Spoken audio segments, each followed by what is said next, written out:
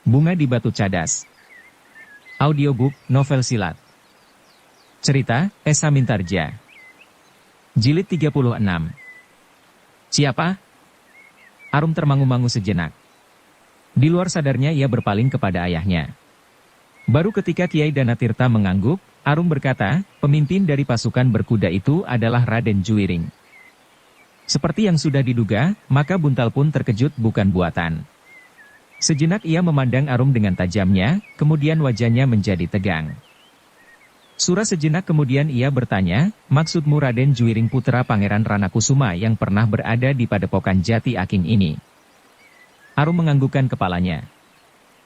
Buntal menarik nafas dalam-dalam. Katanya seakan-akan kepada diri sendiri, alangkah cepatnya perubahan itu terjadi di dalam diri seseorang. Hampir tidak masuk akal bahwa Raden Juwiring tiba-tiba saja sudah menjadi seseorang senapati dari pasukan berkuda Surakarta.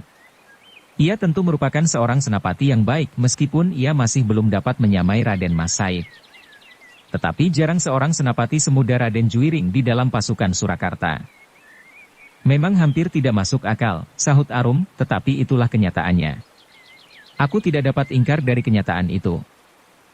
Apakah Raden Juwiring mendapat keterangan yang dicarinya di sini? Tidak. Meskipun ia datang juga kepada pokan ini. Tetapi aku tidak memberikan keterangan apapun juga kepadanya, Buntal mengangguk. Kecil. Ayah sama sekali tidak menjumpainya. Jadi, Raden Juwiring kembali tanpa membawa keterangan apapun. Arum bergeser setapak. Jawabnya, mungkin ada beberapa keterangan. Tetapi barangkali tentang 4 orang yang hilang itu akan tetap gelap baginya. Buntal menjadi gelisah. Ternyata Raden Juwiring, saudara angkat dan seperguruannya itu kini telah berada di seberang. Namun dalam pada itu, di hati kecilnya yang dalam, membersit pikirannya yang lain. Semakin jauh Raden Juwiring itu berdiri dari padepokan ini, baginya akan menjadi semakin baik. Ia tentu akan semakin jauh pula dari Arum. Jika terjadi perselisihan, maka tidak akan ada lagi keseganan di dalam diri masing-masing. Namun Buntal pun kemudian menjadi malu kepada diri sendiri. Ternyata ia telah terdorong ke dalam sikap mementingkan dirinya sendiri. Hampir saja ia terseret kepada suatu keadaan yang tidak sewajarnya bagi seorang yang sedang berjuang untuk tujuan yang besar. Bukan sekedar untuk kepentingannya sendiri. Karena itu, ketika ia menyadari kesalahan di dalam angan-angannya ia berusaha untuk meluruskannya, seolah-olah ada seseorang yang dapat melihat perasaannya, jadi Raden Juwiring tidak berhasil mendapatkan keterangan apapun juga? Sayang sekali. Arum menjadi heran, sehingga karena itu maka ia pun bertanya, apa maksudmu Kakang? Apakah yang kau sayangkan? Sekali lagi Buntal tergagap. Jawabnya, maksudku, sayang sekali bahwa Raden Juwiring kini justru menjadi seorang perwira prajurit Surakarta. Tetapi kita tidak boleh berprasangka terlampau jauh Buntal, berkata Kiai Danatirta, mungkin karena kedudukannya sebagai seorang putra pangeran, maka ia tidak dapat mengelakkan diri dari kedudukan keprajuritan di Surakarta. Bantat mengangguk-angguk, tetapi Arum menyahut, tetapi sikapnya sudah berbeda sama sekali ayah. Jika ayah sempat menemuinya, maka Raden Juwiring bersikap seperti seorang bangsawan yang utuh. Ia ingin memaksakan orang lain memenuhi keinginannya.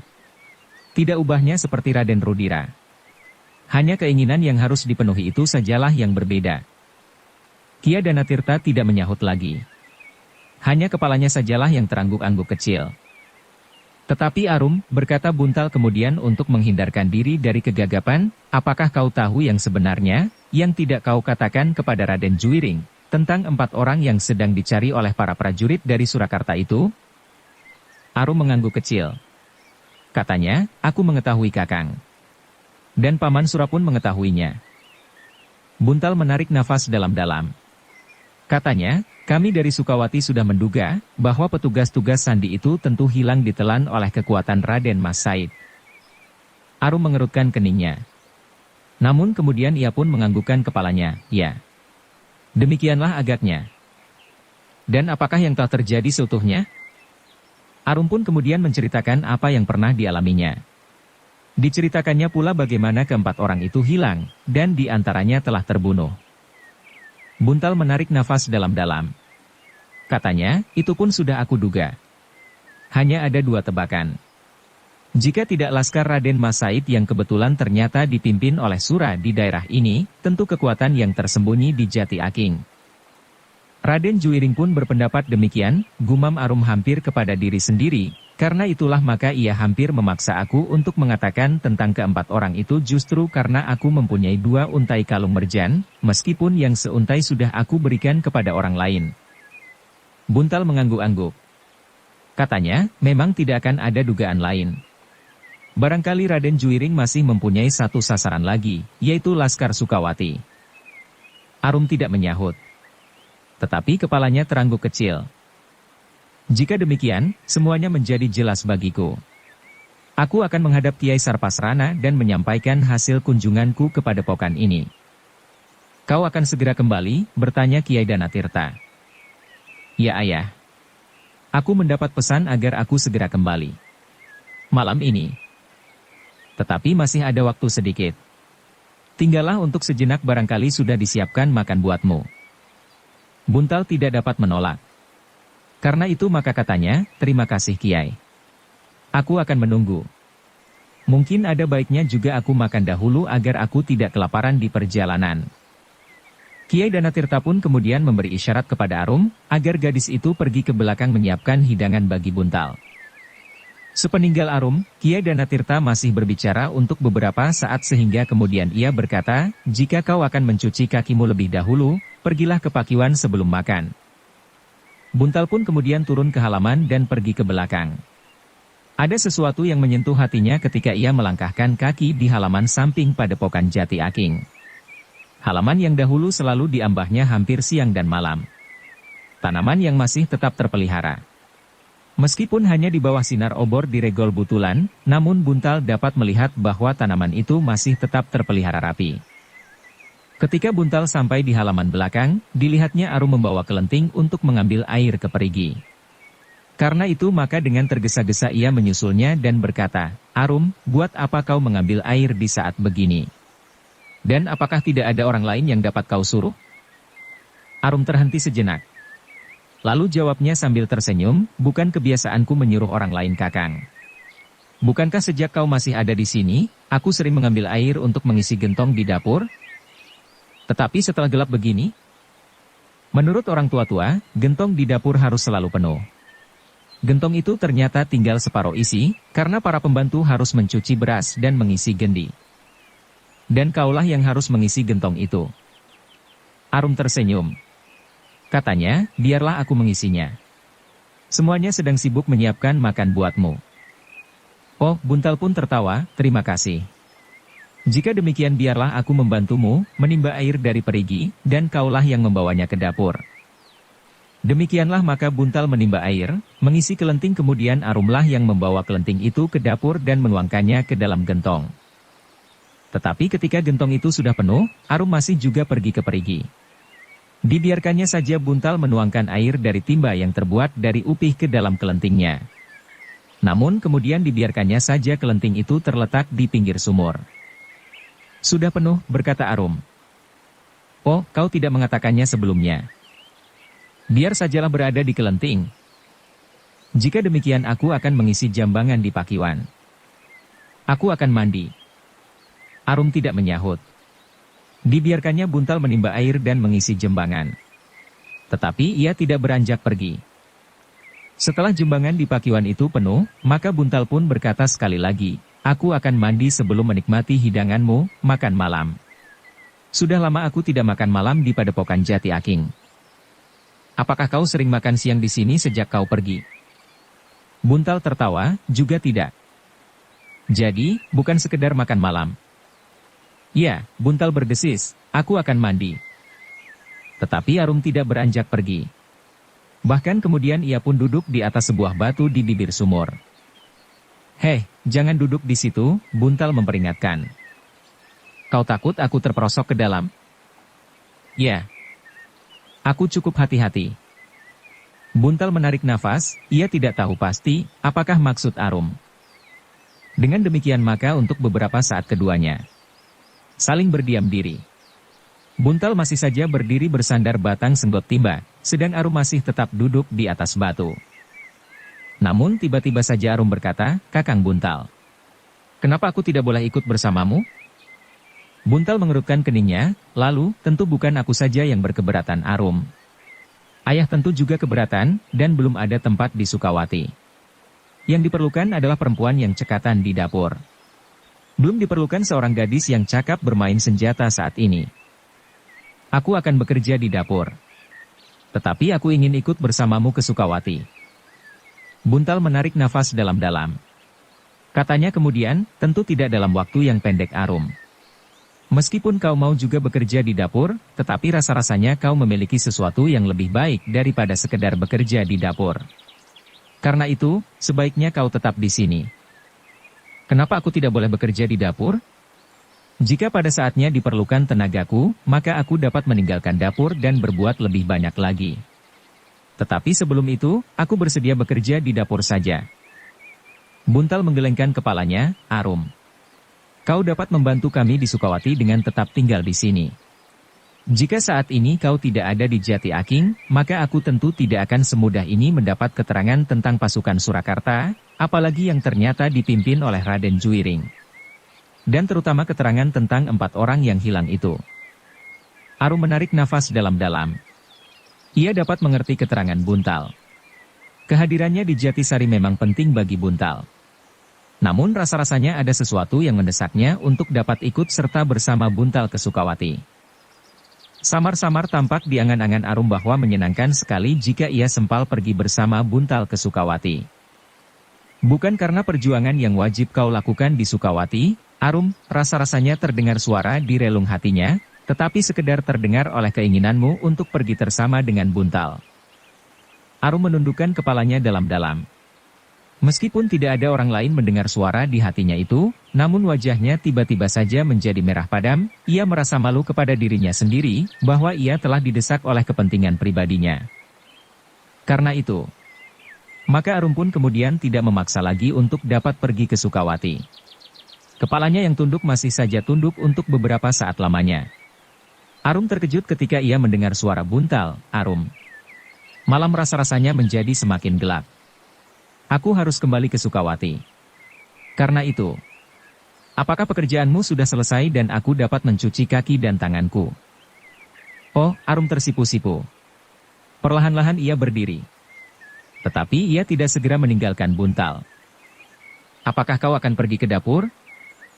Buntal, Arum berdesis. Tetapi suaranya pun kemudian tersangkut di kerongkongan. Buntal pun kemudian berdiri seolah-olah membeku. Ditatapnya Arum yang juga terdiri memandanginya. Keduanya tidak mengucapkan kata-kata apapun. Tetapi tatapan mata mereka yang beradu. Rasa-rasanya telah terlampau banyak melontarkan isi hati mereka. Namun bagaimanapun juga tangkapan hati mereka masih tetap merupakan sentuhan yang sama, karena tidak seorang pun di antara mereka berdua yang mengucapkan perasaannya dengan kata-kata sehingga dapat dijadikan pegangan karena telah menyentuh indera wadak. Arum memang menunggu. Tetapi Buntal sama sekali tidak mengatakan apapun juga. Memang ada sesuatu yang rasa-rasanya mendesak ingin meloncat lewat bibirnya, tetapi rasa-rasanya bibirnya telah membeku sehingga tidak sepatah kata pun yang terucapkan. Namun demikian, hampir seluruh tubuh kedua anak muda itu lelah basah oleh keringat yang mengembun di seluruh permukaan kulit. Perlahan-lahan Buntal kemudian dapat menguasai perasaannya sepenuhnya. Karena itu, maka perlahan-lahan ia berkata, silahkan Arum. Mungkin ayah menunggu kami di pendapa. Aku akan mencuci tangan sejenak. Ada kekecewaan membersit di wajah Arum. Ternyata Buntal tidak mengatakan apapun. Tetapi sepercik harapan telah melontar di hatinya. Tatapan mata Buntal memancarkan arti baginya. Demikianlah maka sejenak kemudian Arum pun mengambil kelentingnya dan meninggalkan Buntal sendiri di dekat pakiwan. Untuk beberapa saat Buntal pun masih saja merenung. Baru kemudian ia merasa bahwa tangannya menjadi gemetar, ia memang ingin memaksa untuk mengatakan sesuatu kepada Arum. Mungkin ia tidak akan menemukan kesempatan serupa itu lagi. Tetapi setiap kali kata-katanya sama sekali tidak dapat meloncat. Bahkan sekilas terbayang olehnya Raden Juiring dalam pakaian seorang bangsawan dan seorang perwira prajurit di Surakarta. Tentu jauh sekali bedanya dengan dirinya sendiri, ia adalah seseorang yang tidak dikenal darah keturunannya meskipun ia dapat menceritakannya. Dan kini ia tidak lebih dari seorang laskar dari pasukan Pangeran Mangkubumi yang sedang disusun di Sukawati. Buntal menarik nafas dalam-dalam. Perlahan-lahan ia melangkahkan kakinya masuk ke pakiwan. Ia tidak lagi bernafsu untuk mandi, selain mencuci wajahnya, tangan dan kakinya. Kemudian dikibaskannya tangan dan kakinya supaya segera kering. Seperti yang sudah diduganya, Kiai Danatirta memang sudah terlalu lama menunggu di pendapa. Bahkan sebagian hidangan pun telah berada di atas tikar pandan yang putih. Asap mengepul dari dalam ceting yang penuh dengan nasi panas. Marilah Buntal, ajak Kiai Danatirta, makan sajalah dahulu. Baru kau kembali kepada Kiai Sarpasrana. Seandainya kau terlambat barang sesaat, tentu Kiai Sarpasrana tidak akan marah karena kau datang sambil membawa keterangan yang kau cari di sini. Buntal pun kemudian makan dengan lahapnya, ia memang agak lapar. Apalagi ia masih harus menempuh perjalanan di malam hari. Karena itu, maka ia pun makan sekenyangnya. Demikianlah setelah beristirahat sejenak. Buntal pun kemudian minta diri untuk kembali ke Sukawati.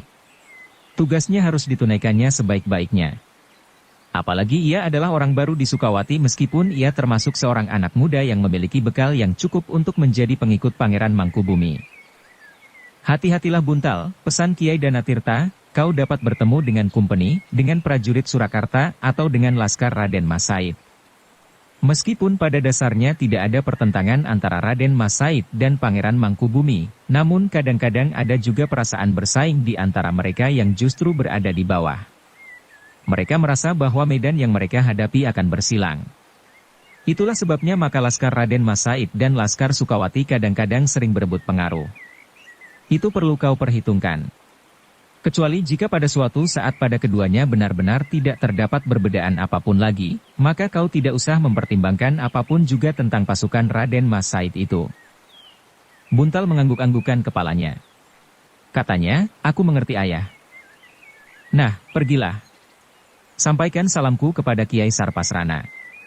Pada saat yang tepat aku ingin mengunjunginya. Demikianlah Buntal pun mohon diri pula kepada Arum dan kepada para pembantu di padepokan itu. Arum melepaskannya dengan tatapan mata yang aneh. Terasa oleh Buntal bahwa ada sesuatu yang terpancar dari mata itu. Tetapi tidak sepatah kata pun yang memberikan penjelasan tentang gejolak perasaan Buntal kepada Arum. Demikianlah maka kuda Buntal itu pun kemudian berpacu menyusur jalan pedukuhan yang gelap. Baru ketika kuda itu keluar dari Jatisari dan berlari di bulak persawahan, rasa-rasanya malah menjadi agak terang meskipun bulan tidak nampak sama sekali. Angin malam yang sejuk terasa mengusap wajah Buntal yang berlari kencang. Setiap kali ia teringat pesan Kiai Danatirta, bahwa ada kemungkinan ia bertemu dengan pihak lain di sepanjang jalan. Tetapi agaknya Buntal sama sekali tidak bertemu dengan siapapun juga di sepanjang jalan. Hanya sekali-sekali ia melihat seseorang yang sibuk membuka pematang sawahnya untuk mengalirkan air yang mengalir lambat di parit yang dangkal. Jika air itu tidak disadap di waktu malam, maka sawahnya tentu akan kering dan tanamannya akan mati. Mereka mencintai tanamannya seperti keluarganya sendiri, desis Buntal kepada diri sendiri. Namun sebenarnya lah bahwa tanaman di sawah adalah nyawa dari hidup keluarganya.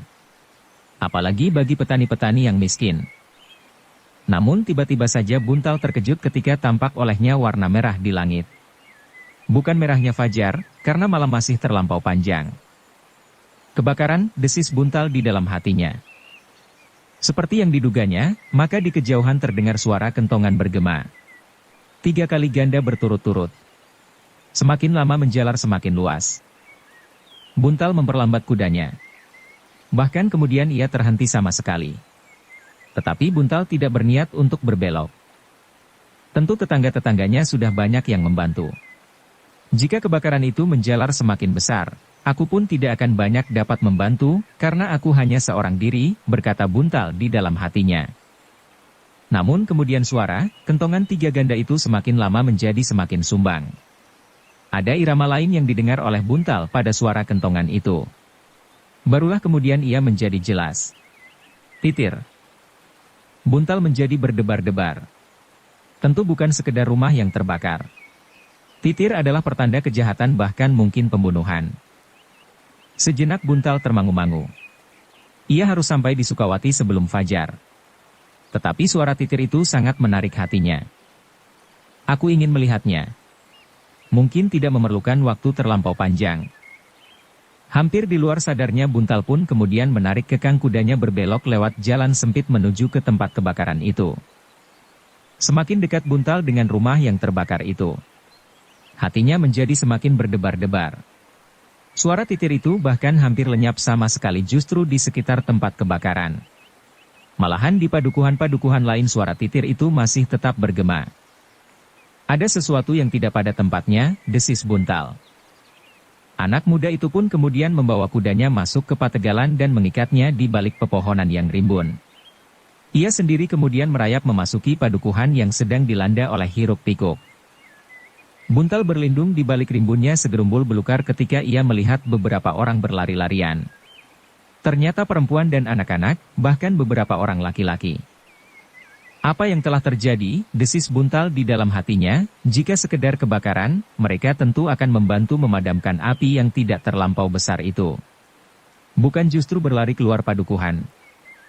Karena itulah maka Buntal merayap semakin mendekat. Meskipun Buntal tidak berani menyusuri jalan, namun melintasi kebun dan halaman, ia pun menjadi semakin dekat dari rumah yang terbakar itu. Barulah kemudian ia mengetahui bahwa yang terjadi adalah sebuah perampokan yang kasar. Beberapa orang perampok telah memasuki beberapa buah rumah dan membakar sebuah di antaranya. Bahkan ketika Buntal berada di belakang sebuah rumah beberapa ratus langkah dari api, ia masih mendengar seseorang membentak-bentak di dalam rumah itu, "Kalian harus menyumbang apa saja bagi perjuangan Raden Mas Said." Buntal menarik nafas dalam-dalam. Katanya, inilah satu contoh dari akal kumpeni. Karena itu Buntal menjadi semakin bernafsu. Jika aku sempat menangkap satu di antara mereka. Menangkap hidup-hidup. Tetapi Buntal kemudian terpaksa surut dan berlindung di dalam kegelapan. Ternyata di dalam rumah itu masih terdapat beberapa orang. Bahkan ia melihat dua orang yang lain berkeliaran di halaman dengan senjata telanjang. Beberapa orang yang mendapat tugas melakukan perampokan seperti ini, bertanya Buntal di dalam hatinya, namun tentu sekelompok yang cukup kuat. Karena di daerah ini ada kemungkinan mereka benar-benar bertemu dengan laskar Raden Mas Said yang sebenarnya. Karena Buntal hanya seorang diri, maka ia tidak dapat dengan tergesa-gesa bertindak. Ia memerlukan perhitungan yang matang. Tetapi agaknya ia tidak akan mendapat kesempatan. Beberapa saat kemudian ia melihat beberapa orang keluar dari rumah itu. Lamat-lamat ia mendengar seseorang mengerang kesakitan. Tentu pemilik rumah yang sudah disakiti oleh para perampok itu. "Gila," geram Buntal. Namun ia masih tetap berusaha. Dengan diam-diam ia mengikuti beberapa orang itu ke jalan padukuhan. Namun ternyata di simpang 4 telah berkumpul beberapa orang yang lain.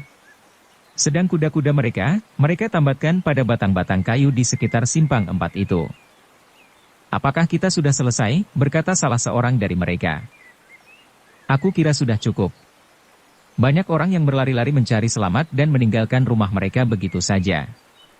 Mereka tentu akan pergi ke padukuhan lain. Dan mereka tentu akan bercerita tentang laskar Raden Mas Said yang sedang merampok padukuhan ini. Terdengar suara tertawa pendek. "Lalu, marilah. Kita sudah cukup memberikan kesan bahwa perampokan ini dilakukan oleh anak buah Raden Mas Said yang memberontak itu." Orang-orang itu pun kemudian bersiap untuk meninggalkan padukuhan itu. Mereka pun segera berloncatan ke atas punggung kuda dan kemudian berderap meninggalkan simpang 4 itu. Buntal termangu-mangu sejenak. Namun berdasarkan perhitungan ia sama sekali tidak akan berbuat apa-apa. Karena itu maka Buntal hanya dapat menahan gelora di dalam dadanya. Namun ia masih saja tetap berdiri di tempatnya. Ia mengikuti derap kuda-kuda itu dengan sorot mata yang memancarkan kemarahan dan bahkan dendam di dalam hati. Sejenak kemudian maka derap kaki-kaki kuda itu pun semakin menghilang. Yang didengarnya kemudian hanyalah gemeretak kayu dan bambu yang sedang dimakan api. Perlahan-lahan Buntal melangkah mendekatinya. Namun yang diketemukan hanyalah bara dan abu saja setelah nyala api menjadi susut. Tetapi Buntal pun segera bergeser dan bersembunyi lagi ketika ia mendengar derap kaki-kaki kuda mendekat. Ia menduga bahwa orang-orang yang telah merampok itu kembali lagi karena ada sesuatu yang tertinggal atau sesuatu yang belum diselesaikan. Dengan dada yang berdebar-debar Buntal bersembunyi di balik sebuah gerumbul perdu. Sejenak ia menunggu dengan gelisah. Menurut perhitungannya kuda yang datang itu tidak sebanyak yang telah pergi meninggalkan api yang sedang menjilat dan menelan rumah itu. Mungkin hanya 2 atau 3, desis Buntal. Maka timbullah harapannya untuk dapat melakukan rencananya, menangkap 1 atau 2 orang hidup-hidup. Mungkin yang terjadi justru sebaliknya. Akulah yang mereka tangkap. Tetapi apa boleh buat? Kemungkinan-kemungkinan yang demikian memang dapat terjadi di dalam keadaan seperti ini. Setelah beberapa saat menunggu, Buntal melihat 2 orang berkuda mendekati api itu. Mereka sama sekali tidak turun dari kudanya. Namun tangan mereka telah siap berada di lambung, meraba hulu senjata. Ketika wajah orang itu tersentuh merahnya cahaya api, Buntal terkejut karenanya. Salah seorang yang berkuda itu sudah dikenalnya dengan baik. Ki Dipanala. Kenapa ia berada di sini? Timbullah kecurigaan di hati Buntal. Ia telah mendengar cerita tentang Raden Juwiring, sedang Ki Dipanala adalah orang yang dekat dengan Raden Juwiring itu. Apakah dengan demikian berarti bahwa Ki Dipanala pun kini terlibat dalam usaha kumpeni untuk memburukkan nama Raden Mas Said dengan cara yang licik ini? Untuk beberapa saat Buntal justru membeku. Namun kemudian ia mendengar Ki Dipanala berkata, semuanya sudah selesai. Agaknya yang direncanakan itu telah dilakukan dengan baik. Kawannya tidak menjawab. Tetapi kepalanya terangguk kecil. Pembicaraan yang pendek itu telah membuat Buntal menjadi semakin curiga kepada Ki Dipanala. Bersambung ke jilid 37. Dukung kami dengan subscribe, follow, like, komen dan share. Terima kasih.